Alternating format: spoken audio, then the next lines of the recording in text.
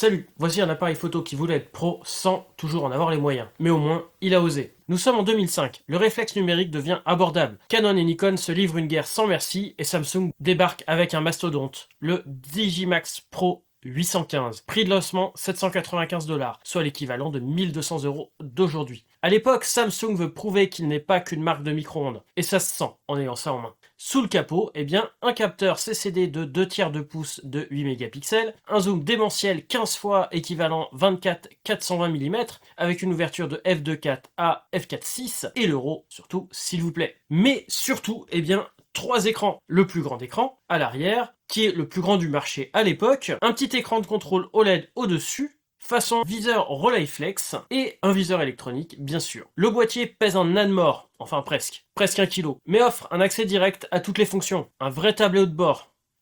Je l'ai emmené dans un festival, lumière forte, scène en mouvement, et surprise, eh bien il tient la route.